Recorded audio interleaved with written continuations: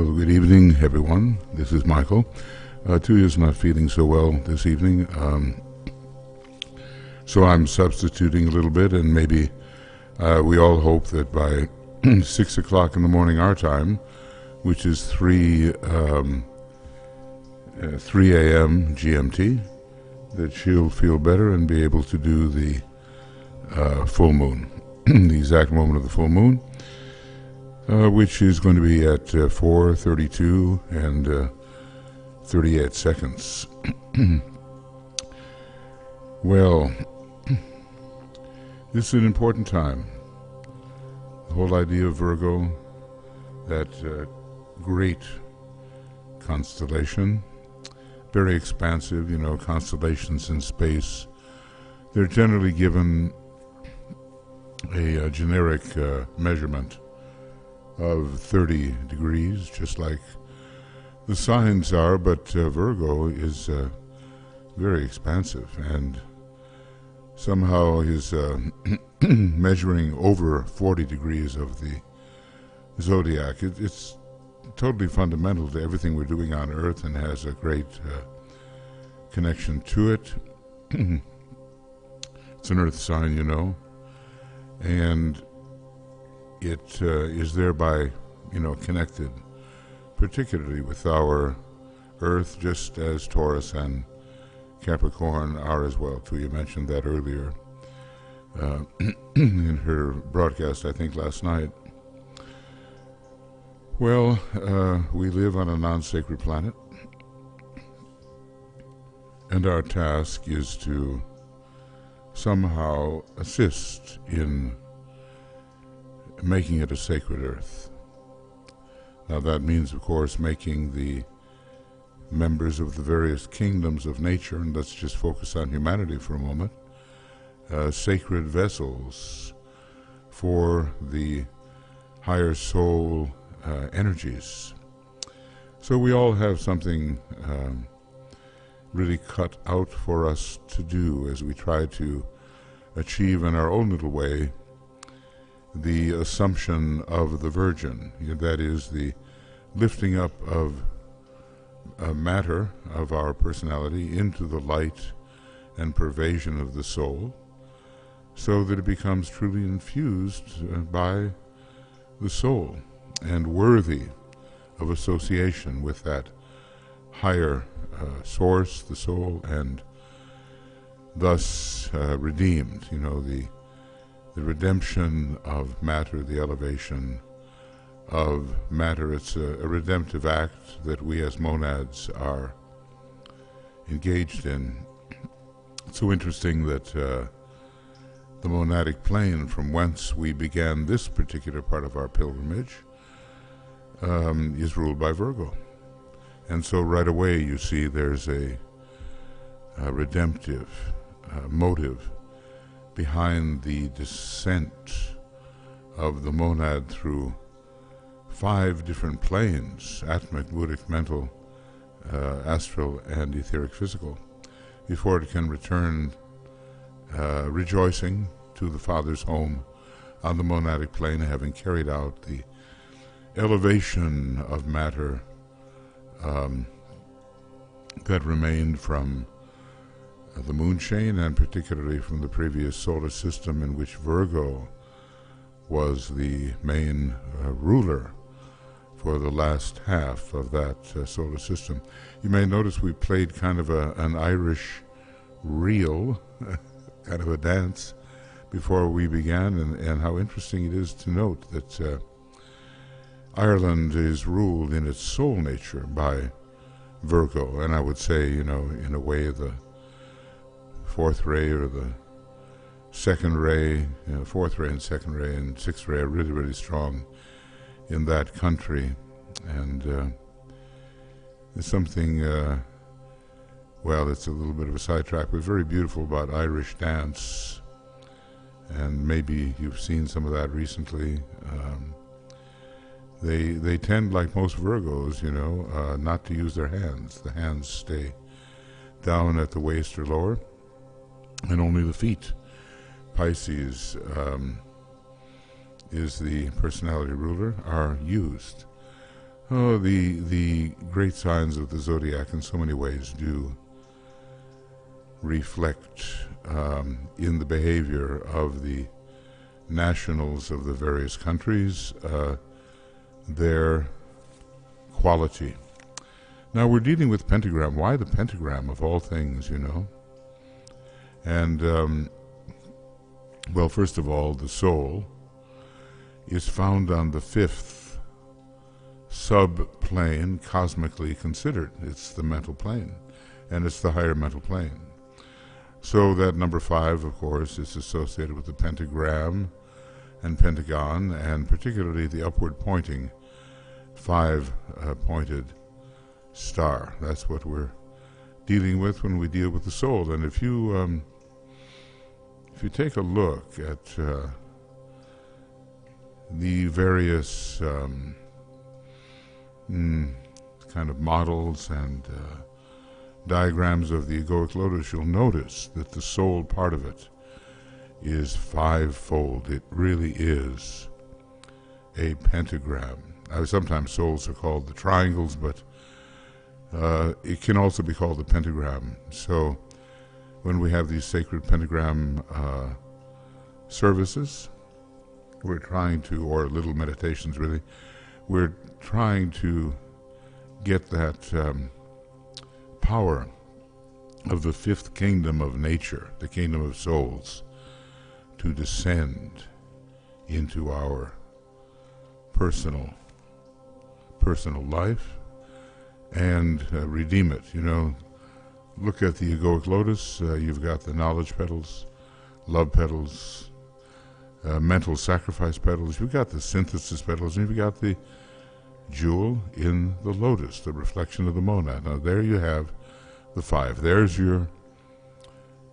your pentagram by one way of counting. So humanity has made a lot of mistakes and has gone on a material trajectory at different times of its expression on earth, and has embodied the downward pointing 5-pointed star, the concrete mind serving the desire nature. But now, of course, we're sadder but wiser, we've learned, and we want that upward pointing pentagram, and that's why we call these the sacred pentagram approaches. And DK certainly, you know, tells us we can approach in various ways. According to 3, 5, or 7, we've chosen something he really emphasizes quite a bit, the 5-fold approach. And so we have really 4 pentagram meditations, and then the day of the full moon itself, on which most likely it's not necessary to do a pentagram meditation because we have the full moon meditation. Well, you know, here is it's interesting, you know, colors are interesting, and here's our blue rose, and it's such a wonderful idea for the rose flower. It's said that the rose of the Christ is very definitely the red rose, and the rose of Master Kutumi is the white rose. I was told by a member of DK's group before she passed on.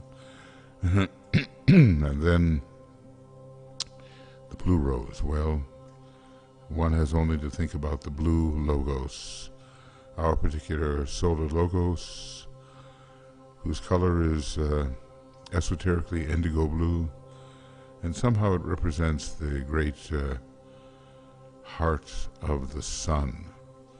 So when we're thinking about our blue rose, you know, the heart of the sun idea permeating our heart center, permeating our egoic lotus causal body, it's a beautiful image. Just pause for a moment and think about that.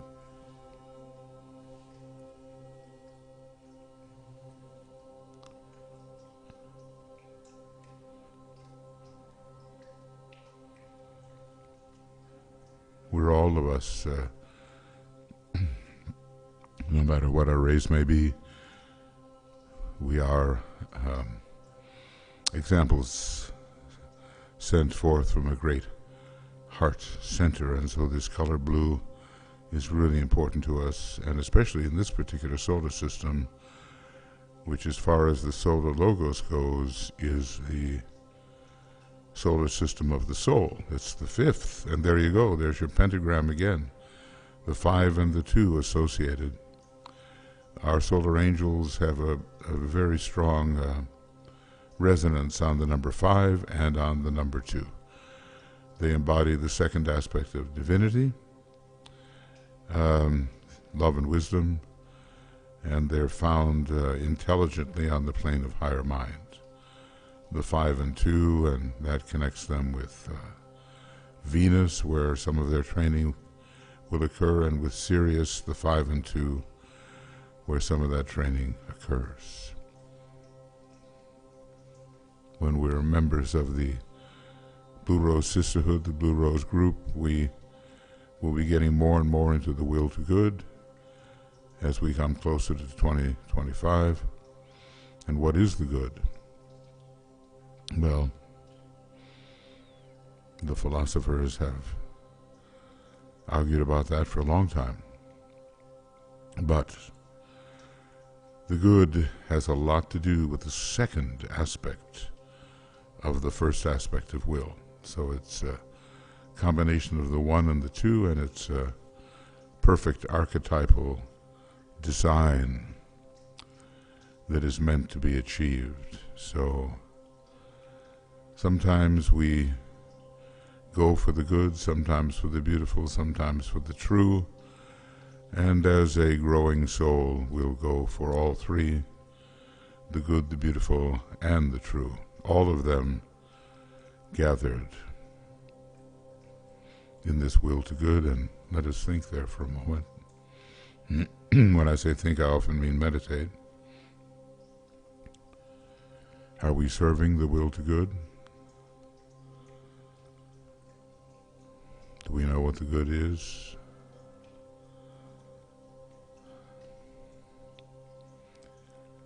Do we have a way to bring some little ounce of goodness into the life of humanity and onto our little planet? Well, we hope, to help with that in our Blue Rose work here as we advance through the love wisdom and finally into the will aspect of the soul, the sacrifice aspect, and it may be Ray 1, but there's a lot of Ray 2 in it. It's a very beautiful picture, and sometimes Master Moria talks about the wings of the individual. Obviously these are rays from the shoulders. You can't really go to the back of the person here, but the idea of the wings raising the human being to the status of the Deva kingdom, and of course the heart and the chalice are both represented. It's somehow a very, very beautiful drawing, a painting, illustration, and somehow, very, very Scandinavian, but it does really represent the chalice of goodness that we're going to offer to the Christ when this whole process is concluded, and how I think we'll be elevated closer to solar angelhood, you might say. It'll take a long training on the star Sirius for the majority of humanity, but we begin to no longer be the human elemental, we become the human Deva, the angel. And there's something of that in this illustration. Even the geometry, God geometrizes, and There's an 8-year span here that occurs about every 100 and something years. Changes a little bit, but over 100 years, and then another 8-year span in which you have an inferior and a superior conjunction of Venus and the Sun. And often what we'll see there is that little dot of Venus moving across the face of the Sun. So the second ray, the great geometrizer, and when you get those planets lined up, Earth and Venus and the Sun, the possibility of new impulses for the soul are present. You know, what's amazing is the Aquarian age begins, we're told by the Tibetan in a letter to Roberto Assagioli, begins in 2017. Well, 2117, 2117. Not 2000, I mean, we're about 100 years away. And when you think about that, 2117, it's very close. Well, it is the beginning of the Aquarian age, and just that's what he says, and also the Venus transit across the Sun. And Aquarius, which will have current for 2,000 years or so, and Christ will work with it, is a great fifth ray sign. Again, the number 5 for the soul. A lot of people will be taking at least the earlier initiations under Aquarius, and it will be a group process, and it will be held on the physical plane. So that number 5 is so important because it gives the power for initiation. And here, the great director, you know, who's ever directing this dance, has spelled it out for us in the various places where the alignments occur between Earth, Venus, and the Sun, making eventually the five-pointed star. Even when we take initiation, it's that five-pointed star that flashes out above the head of the initiate. So I'm just saying, you know, how important is this number 5? Not representing the concrete mind, but representing the 5th kingdom of nature, the kingdom of souls. It's just astonishing that that such a figure as this can geometrically emerge from the motions of the 3 participants here, the Sun, Venus, and the Earth. And I think, I may be mistaken, but I think when you cut an apple, you get a 5 in terms of the seeds. And somehow that 5 is represented in the apple, which is a very Venusian kind of fruit, and represented also in the rose. Near the UN where we used to work with the Arcane School, there was a wonderful rose garden, and Master Moria suggests walking in rose gardens because somehow the fragrance is elevating to the soul. So everything is speaking the soul.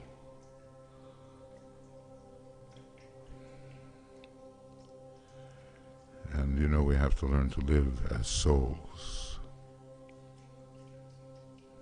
Enter the 5th kingdom of nature.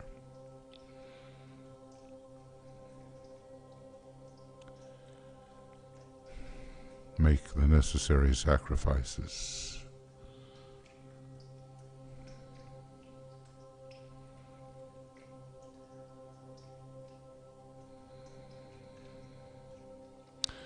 The Christ is such a sacrificial being that I wouldn't be surprised if you examine Venus closely. There's some kind of equivalence between the most rapidly developing human being in our group of human beings from the previous solar system, the moon chain and the earth chain, the most rapidly developing, and the most rapidly developing planet, Venus. Way ahead. Not the equivalent of the synthesizing planets, but very rapid in its development, just like the Christ. Not the equivalent of Sanat Kumara, but very rapid in his development. All through the understanding of the soul, the pentagram, the number 5. And here we are with our objective.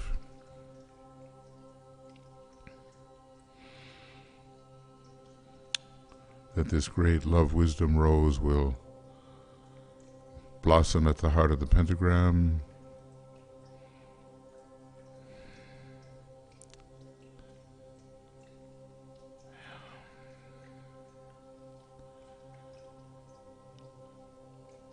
and we will, whatever our rays may be, will be turned into the love beings we should be as we represent the heart center.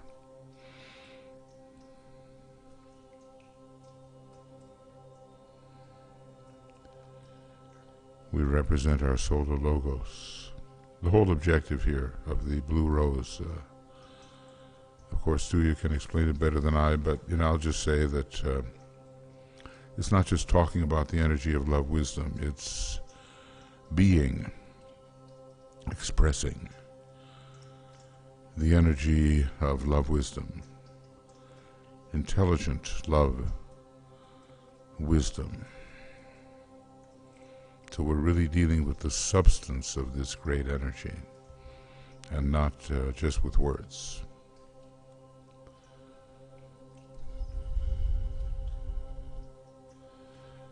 Now names are changing every day, and I'm going to leave that to Tuya when she gets together with you next time, which I think will be on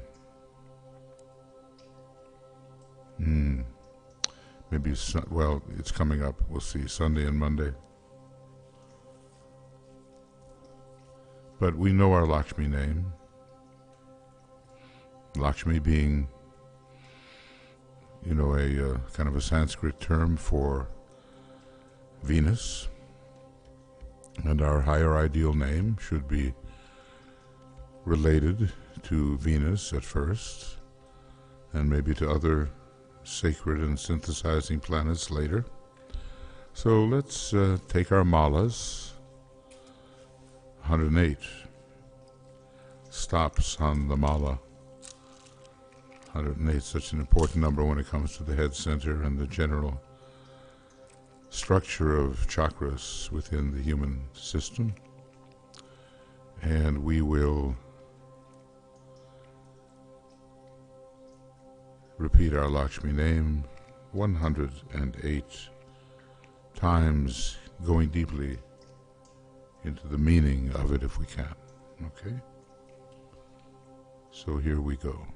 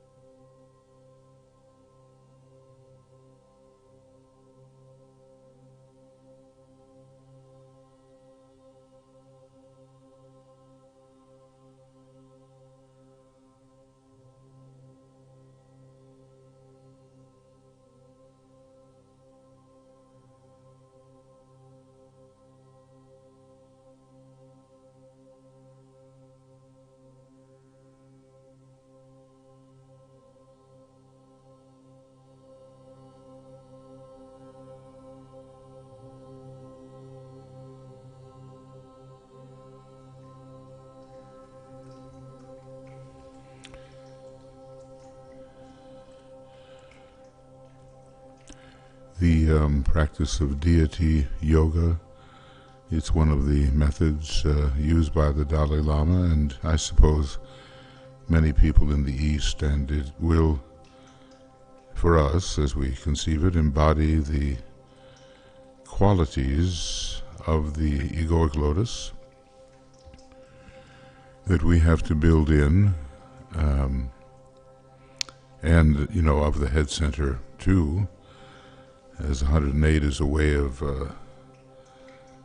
if you pile 908s on top of each other, you're going to get that 972, and basically if you add the 960 of the petals plus the 12 of the uppermost heart in the head center, you get the 972 again. So there's lots of sums to 9 going on here, and showing the completion. And all of this is part of occultism. And we, what we practice, we insist in spiritual occultism. It's not the use of powers and forces for our own personal advantage.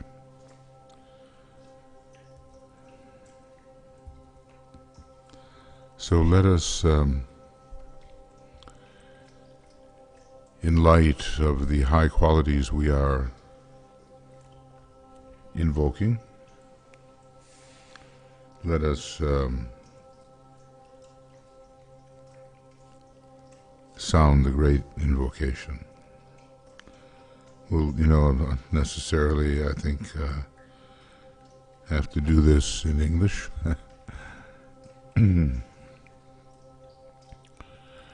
From the point of light within the mind of God, let light stream forth into the minds of men. Let light descend on earth.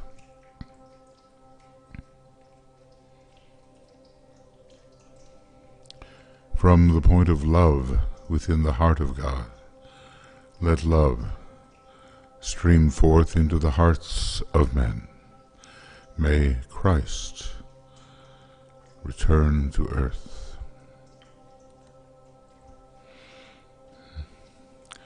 From the center where the will of God is known, let purpose guide the little wills of men, the purpose which the masters know and serve.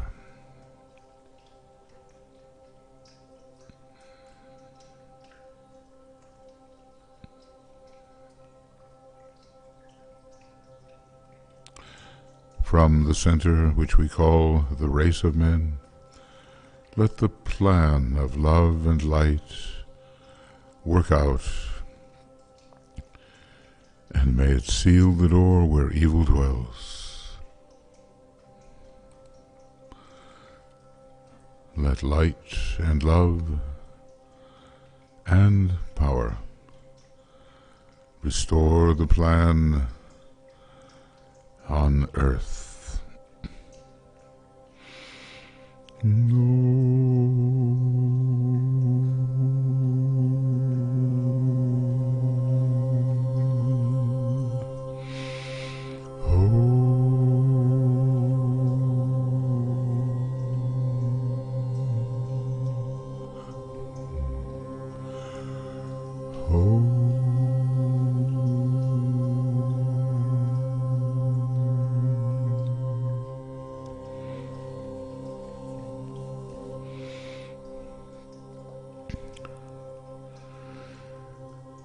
Well, these days, keep your discipleship in mind. The work of the Christ with those gathered around him was the early work demonstrating an ashram in externalization. This we are told. And that will become an externalized fact for many of us during the Aquarian age. We're working together. Well, in a way, you know, we're all of us mothers of the Christ, we're all of us Shiva, all of us, when you think of us in our soul nature. But let's think of the Blue Rose Sisters, and as we do so, we say, I bless you, my beloved sisters, the mothers of the Christ. And in our role as Shiva, the first aspect, I bless you, my beloved brothers, the protectors of the Christ, even as the avatar of synthesis, the Spirit of Peace, and the Buddha are gathered around the Christ now in a triangle, but you know, the avatar of synthesis, he represents the Father aspect and the first ray. We are all of these, of course. So let us ponder on the pentagram and on the rose, on the 5 and the 2. Some very beautiful possibilities concerning initiation will emerge, and ways that we can be truly helpful to our fellow human beings.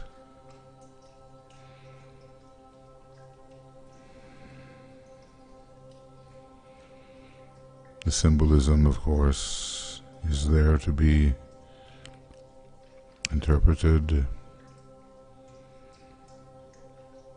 bringing us to higher triadal planes when we understand the meaning of the images.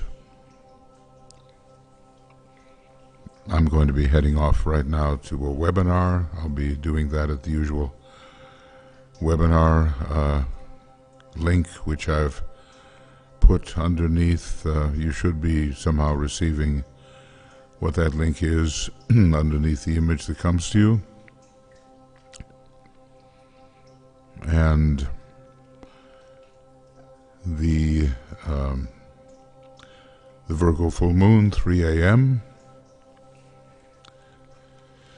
and the exact moment, 4:32:38. And then we'll go on also. 2 of you will be traveling, so not on, well, we'll see. But probably Monday may be the next time we get together for the Sacred Pentagram. We'll try to let you know.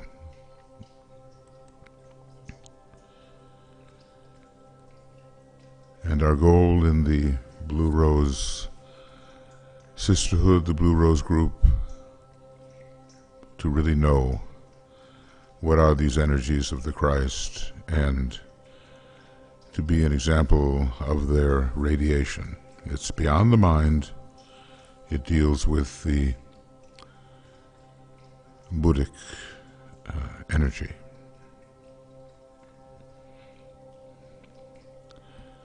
I think that's all I have to say for right now. We're grateful for your presence, and if you want to join us for a little, more astrological work during the webinar, it's coming up in just about 25 minutes. So lots of love from both of us, many blessings and appreciation for your presence, especially during these busy times when the the full moon is brought forward. So we'll see you in just a little bit, some of you, and we'll keep these important things in mind. Christ in you, the hope of glory. The soul in you, the hope of glory. The transfiguration lies ahead. And we will be glorified even as He is glorified, provided we follow the proper rules which are given to us. Okay, friends. See you soon. Bye-bye.